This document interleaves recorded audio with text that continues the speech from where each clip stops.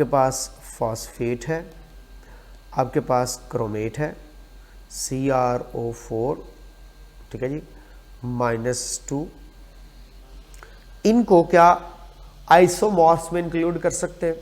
इनकी अगर अरेंजमेंट एक जैसी है तो ये ऑफ कोर्स आइसोमॉर्फ होंगे। अब इसका ट्रिक है कि अगर तो एटॉमिक रेशो सेम है और सेंट्रल एटम के पास कोई जो है वो लोन पेयर वाला चक्कर नहीं है, जो मैं केमिकल बॉन्डिंग में जाके आपको एक्सप्लेन भी करूंगा, तो उसको आइसोमॉर्फिक कह सकते हैं। अब देखें, सल्फेट में 1:4 है, फॉस्फेट में 1:4 है, क्रोमेट में 1:4 है, तो ये सब के सब 1:4 के साथ आ रहे हैं। तो मैं कह सकता हूँ कि ये सब टेट्राहेड्रल अरेंजमेंट शो करेंगे और इनको मैं आइसोमॉर्फ्स में इंक्लूड कर दूंगा। तो बेटा ये थोड़ा सा आपको आइडिया मैं इसलिए दे रहा हूँ कि आपको ये ज़हन में होना चाहिए कि आइसोमॉर्फ्स हमारे सिलेबस में इनडायरेक्टली डायरेक्टली दोनों वेज में मौजूद है। सो दैट्स वाई आपको आइडिया होना चाहिए कि ये सब टेट्राहेड्रल अरेंजमेंट शो कर रहे हैं, तो क्या सेम होना चाहिए आइसोमॉर्फ्स के अंदर, उनके अंदर एटॉमिक रेशो सेम होनी चाहिए। बाकी उस डिटेल में मैं अभी नहीं जा रहा कि इनके अंदर फिजिकल प्रॉपर्टीज और केमिकल प्रॉपर्टीज की बात करें तो कैसी होंगी। अगर आप पीछे बात कर रहे थे पॉलीमॉर्फ्स की लाइक दिस, तो पॉलीमॉर्फिज्म के अंदर कंपाउंड अगर सेम है तो केमिकल प्रॉपर्टीज तो सेम होंगी, लेकिन जो क्रिस्टल स्ट्रक्चर डिफरेंट होने की वजह से इनकी फिजिकल प्रॉपर्टीज जो है वो चेंज हो सकती हैं। तो ये भी पॉइंट आपको यहाँ पे लिख देता हूँ, क्या याद करोगे कि पॉलीमॉर्फ्स के अंदर केमिकल प्रॉपर्टीज सेम होंगी, शॉर्ट फॉर्म में यूज कर रहा हूँ, बट फिजिकल प्रॉपर्टीज जो है वो डिफरेंट होंगी। एक तो मैंने अपने स्टूडेंट्स को ये बड़ी इंपॉर्टेंट बात बतानी थी, बता दी।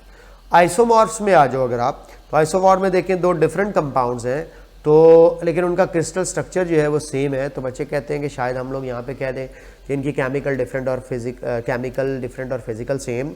नहीं बेटे, कंपाउंड्स की जब नेचर डिफरेंट है तो मुझे कह देना चाहिए इनकी केमिकल प्रॉपर्टीज एंड इनकी फिजिकल प्रॉपर्टीज दोनों ही डिफरेंट होंगी आपस में, क्योंकि दे आर डिफरेंट कंपाउंड्स, ठीक है। लाइक जिंक और कैडमियम की ना फिजिकल सेम है ना केमिकल, हाँ इसमें फिर कॉमन क्या है, इनमें जस्ट इनका क्रिस्टल स्ट्रक्चर कॉमन है और उसकी वजह इनके अंदर एटॉमिक रेशो या अरेंजमेंट ऑफ एटम सेम है। ये बात बहुत आसानी से आपको मैंने बता दी। Different compounds, different chemical, different physical, same compound, same chemical, but if different crystal structure they can show different physical properties. ये आ गया आपके पास एक इंपॉर्टेंट टर्म जो आप लोगों ने पढ़ी हुई है, एलोट्रॉपी। ये भी क्रिस्टलाइन सॉलिड्स की प्रॉपर्टी होती है। एंड यू नो वेल कि एलोट्रॉपी जो टर्म है ये स्पेसिफिक है किसके लिए, ओनली केस ऑफ एलिमेंट्स, सिर्फ और सिर्फ एलिमेंट्स के लिए ये स्पेसिफिक है। अगर आप देखें सल्फर की दो एलोट्रॉपिक फॉर्म्स हमारे पास मौजूद हैं, क्रिस्टलाइन फॉर्म्स हैं, रोबिक एंड मोनोक्लिनिक।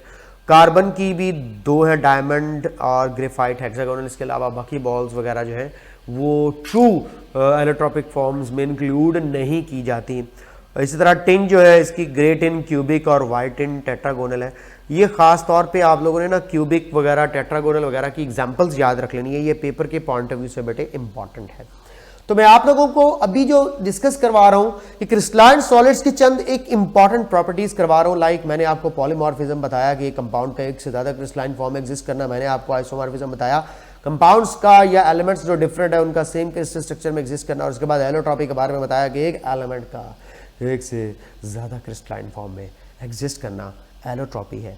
आखिरी एक क्रिस्टलाइन सॉलिड्स की प्रॉपर्टी आपसे डिस्कस हो जाए। आई am talking about basically transition temperature. What is transition temperature? सबसे पहले तो मैं आपको बता दूं ट्रांजिशन टेम्परेचर का अगर सवाल आता तो क्या आ सकता है। Transition temperature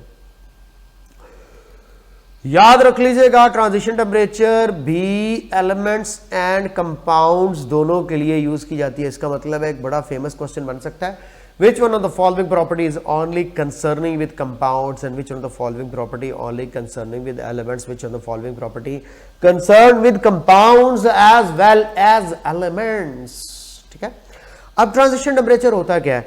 it is a single temperature, एक ऐसा टेम्परेचर जिसमें एक वक्त में दो क्रिस्टलाइन फॉर्म आपस में इक्विलिब्रियम एस्टैब्लिश्ड करके एग्जिस्ट कर सकती होंगी। यह कहलाता है ट्रांजिशन टेम्परेचर। ट्रांजिशन टेम्परेचर के बारे में याद रख लीजिएगा, ये हमेशा लेस होता है as compare to the melting point of crystal structure, क्योंकि अगर ये ज़्यादा का हुआ तो उस पर तो वो मेल्ट हो जाएंगी और क्रिस्टलाइन फॉर्म एग्जिस्ट भी नहीं करेगी। तो मैं अपने स्टूडेंट्स को क्या बताना चाह रहा था, talking about grey tin cubic and white tin tetragonal, दोनों का एक ही टेम्परेचर है 13.2 डिग्री सेल्सियस। इस 13.2 डिग्री सेल्सियस पर आपको ग्रे टिन क्यूबिक और white tin tetragonal equilibrium establish करते हुए दिखाई देंगे, यानी कि 50% ग्रे टिन होगा, 50% वाइट टिन होगा। Just like that I am talking about rhombic sulphur, 95.5 degree Celsius पर इसका मोनोक्लिनिक और रोमिक को एग्जिस्ट करेंगे, और इसी तरह 32.5 डिग्री सेल्सियस पर ये सोडियम कार्बोनेट डेकाहाइड्रेट और ये सोडियम कार्बोनेट हेप्टाहाइड्रेट जो है ये आपस में को एग्जिस्ट करेंगे। ये तो था ट्रांजिशन टेम्परेचर के हवाले से एक इंपॉर्टेंट पॉइंट। अब ये चंद एक प्रॉपर्टीज आपसे डिस्कस करने के बाद मैं आपको अब डिटेल में लेकर के जाना चाहता हूं यार कि सॉलिड्स की टाइप्स कितनी हैं बेसिक। अब देखें, अब मैंने आपको पहले भी बता दिया था कि अब मैं बात करूंगा सॉलिड्स की टाइप्स, जिसमें मैं कह दूंगा यार आई am talking about crystalline solids. तो जैसे क्रिस्टलाइन सॉलिड्स का वर्ड है, टाइप्स पूछी जाए तो आपका आंसर होगा 4, जिसमें आएंगे ionic, covalent, molecular and metallic. तो ये जो आयोनिक, कोवेलेंट, मॉलिक्यूलर और मेटालिक सॉलिड्स हैं, इनकी डिटेल पढ़ानी है मैंने, लेकिन इनकी डिटेल पढ़ाने से पहले मैं आपको कुछ और पढ़ाना चाहूँगा। ये देखो, ये मैंने सारा कुछ जो आपको पढ़ाना है, टाइप ऑफ द पार्टिकल्स ये वो। इससे पहले आपको थोड़ा सा इंट्रोडक्शन दे दूँ कि ये जो क्रिस्टल सिस्टम होते हैं 7 टाइप्स के, like cubic, hexagonal, orthorhombic, monoclinic, triclinic, hexagonal, इन सारे के सारे का बुनियाद और बेसिक क्या है, क्योंकि आगे इनकी टाइप्स को जब मैं डिटेल में डिस्कस करूंगा तो ये सारी चीज़ें बार बार आएंगी। तो अभी मैं आपको यूनिट सेल को डिस्क्राइब करके बता रहा हूँ, यूनिट सेल क्या है, यूनिट सेल के पैरामीटर्स क्या है, यूनिट सेल की टाइप्स क्या है, और उसके बाद क्यूबिक यूनिट सेल वगैरह और एग्जांपल्स डिफरेंट यूनिट सेल्स की, ये सारी आपके साथ डिस्कस करूँगा। उसके बाद फिर 1 बाय 1 करके हर टाइप के जो सॉलिड को डिस्कस कर लेंगे। सबसे पहले मैं अपने स्टूडेंट्स को बता दूं यूनिट सेल बेसिकली है क्या, what is unit cell. Crystalline solid के क्रिस्टल स्ट्रक्चर का सबसे छोटा हिस्सा, सबसे स्मॉल पार्ट यूनिट सेल कहलाता है। तो मुझे कह देना चाहिए smallest part of the crystal lattice, जो डिस्क्राइब करता है उसकी सारी की सारी प्रॉपर्टीज। तो smallest part of crystal latus,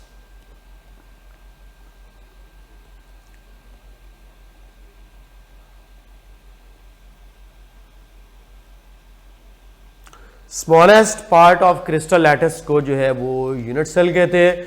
और बेटे यूनिट सेल को डिस्क्राइब करने के लिए एमसीक्यू आ जाए तो आप लोगों ने टोटल 6 पैरामीटर्स यूज करने हैं। उनमें से 3 पैरामीटर्स हैं यूनिट सेल की लेंथ, जिनको बाज दफा यूनिट सेल एक्सिस भी कहा जाता है या यूनिट सेल डायमेंशंस भी कहा जाता है। Like I am talking about X axis, Y axis, Z axis के along A, B and C.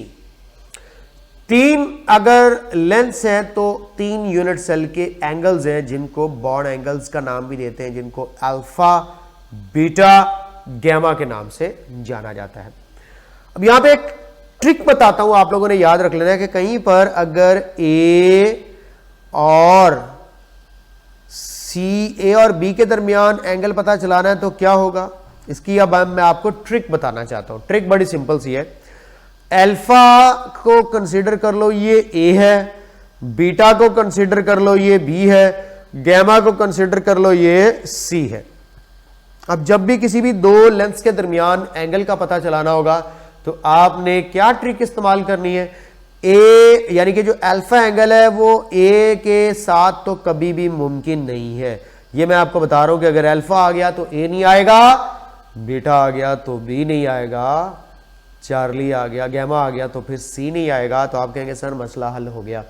Alpha angle होगा बी एंड सी के दरमियान, हमेशा ए निकाल दिया मैंने, समझिए बात को। बीटा एंगल बी निकाल दें तो बाकी का बचता है ए एंड सी के दरमियान होगा। कितना आसान हो गया। और अगर गैमा एंगल देखना है तो सी निकाल दूं और यहाँ पे कह देता हूँ ए एंड बी के दरमियान एग्जिस्ट करेगा। तो ये अल्फा, बीटा और गैमा के हवाले से मैंने आप लोगों के साथ बातचीत शेयर की। ए, बी और सी यानी कि एक्स, वाई और जेड एक्सिस के अलॉन्ग ये सारी बातचीत थी। लो जी बेटे, ये डिस्कस करने के बाद अब आपके लिए ये सारा सिनेरियो समझना कुछ मुश्किल नहीं है। ये आपके सामने मैंने यूनिट सेल डिस्प्ले किया, ये ए डायमेंशन, ये बी डायमेंशन, ये सी डायमेंशनल। अब देखो बी और सी के दरमियान आपको डेफिनेटली अल्फा मिलेगा, ए और सी के दरमियान आपको बीटा मिल रहा होगा, ए और बी के दरमियान आपको गैमा मिल रहा होगा। ये पैरामीटर्स है यूनिट सेल के टोटल 6, जिसमें से 3 एंगल्स और 3 लेंथ्स हैं। इसकी बुनियाद पर टोटल 7 टाइप के क्रिस्टल सिस्टम बनते हैं। इनको रट्टा लगा सकते हैं आप, और रट्टा ना भी लगाएं तो आप लोग आसान तरीके से याद रख सकते हैं। क्यूबिक के अंदर ए बी सी सब कुछ इक्वल है और सब एंगल्स भी 90 डिग्री के हैं, और ट्राई क्लिनिक में कुछ भी इक्वल नहीं है और ना ही एंगल 90 डिग्री के। तो आप लोग इस तरह करके ट्रिक्स लगा के इसको याद रख सकते हैं। बाद दफ़ा पेपर में पूछ सकता है कि डायमेंशंस बताओ टेट्रागोनल की क्या। अब देखो ए बी सी क्यूबिक में बराबर थे, लेकिन जैसे ही टेट्रागोनल आता है तो उसमें B not equal to C हो जाता है। Same is the case of hexagonal, B not equal to C. लेकिन हेक्सागोनल और टेट्रागोनल में क्या डिफरेंस है? हेक्सागोनल में एक एंगल जो गैमा है वो 120 डिग्री का होता है, जबकि टेट्रागोनल में 90 डिग्री के ही सारे एंगल होते हैं। उसके बाद रोम्बोहेड्रल और ऑर्थोरोमिक में अगर हम लोग डिफ्रेंशिएट करें, रोम्बोहेड्रल में again A B C equal होते हैं, लेकिन अल्फा बीटा गैमा आपस में तो इक्वल है अगर आप चेक करें, बट ये 90 डिग्री का नहीं। तो कोई आपसे कहे जिसमें अल्फा बीटा गैमा एंगल्स 90 के नहीं होते, वो क्या? तो आप उसको रोम्बोहेड्रल के अंदर इंक्लूड करेंगे। अब इसके बाद ऑर्थोरोम्बिक क्या है, ठीक है। ऑर्थोरोम्बिक भी याद करना बड़ा आसान है। ऑर्थोरोम्बिक में अगेन सारे के सारे अनइक्वल हो जाएंगे। देखें, ऑर्थोरोम्बिक की बात कर लो, मोनोक्लिनिक की बात कर लो, ट्राइक्लिनिक की बात कर लो, इन तीनों में क्या चीज़ कॉमन है? OMT में क्या चीज़ कॉमन है कि ए बी सी इक्वल नहीं है। अब डिफ्रेंशिएट कैसे करना है कि ऑर्थोरोम्बिक में अल्फा बीटा गैमा एंगल्स 90 के हैं, मोनोक्लिनिक में अल्फा और गैमा 90 के, बीटा 90 का नहीं है। ये अब आप लोग इस तरह याद रखते हो। ट्राई क्लिनिक में तो वैसे ही सब कुछ अनइक्वल है। अब मेरे ज़हन में एक आइडिया बन गया याद करने का, क्या कि रोम्बोहेड्रल और ऑर्थोरोम्बिक में क्या डिफरेंस है। दोनों ए बी सी अनइक्वल है, लेकिन जैसे मैं बात करूंगा अल्फा बीटा गैमा की तो वो 90 डिग्री के होंगे ऑर्थो के अंदर, और मोनो के अंदर जो है उसमें से बीटा 90 का नहीं होगा। देखो अब कितना आसान हो गया ये याद रखना। गैमा 120 डिग्री वाला हेक्सागोनल है, बीटा 90 डिग्री के ना होने वाला मोनोक्लिनिक है, सारे के सारे एंगल्स 90 डिग्री के ना होने वाला रोम्बोहेड्रल है, ठीक है, और सारे के सारे अनइक्वल डायमेंशंस के साथ लेकिन 90 डिग्री के एंगल्स के साथ ऑर्थोरोम्बिक है। इसको 1 बाय 1 1 बाय 1 1 बाय 1 करके याद रख लें। ना सिर्फ इसको याद रखें, मैंने आपको आसान सा तरीका बता दिया, बल्कि आप इसकी एग्जांपल्स को भी याद रखें जो ये टेबल के अंदर आप लोगों को बताई हुई। तो अब ये क्रिस्टल लेटस का जो सबसे छोटा पार्ट था यूनिट सेल, उसकी टोटल 7 टाइप्स आपको बता दी, और साथ में आपसे कहा कि यार ये cubic, ortho, tetra, mono, tri, hexa, rhombohedral का दूसरा नाम ट्राइगोनल है। इनकी चंद एक एग्जांपल्स, शुरू वाली 2 3 3 मेन एग्जांपल्स एट लीस्ट मेरे बच्चों को याद होनी चाहिए, शायद पेपर के हवाले से वो पूछ लें। अब यहाँ पे आपको ग्रेफाइट जो दिख रहा होगा ट्राइगोनल में दिख रहा होगा, ये ग्रेफाइट ट्राइगोनल में अरेंजमेंट की बुनियाद पर है, लेकिन ओवरऑल जब क्रिस्टल स्ट्रक्चर देखा जाएगा ग्रेफाइट का तो वो हेक्सागोनल होगा। ये सारी बातें आपको मैं क्रिस्टलाइन सॉलिड्स की डिटेल में जाके बताऊंगा।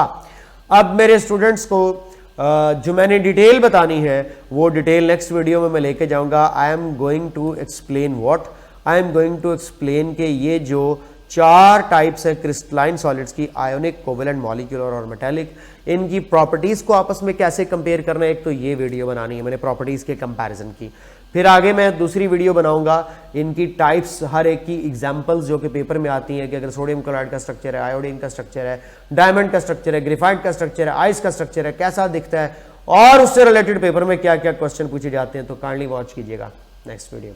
Thank you so much.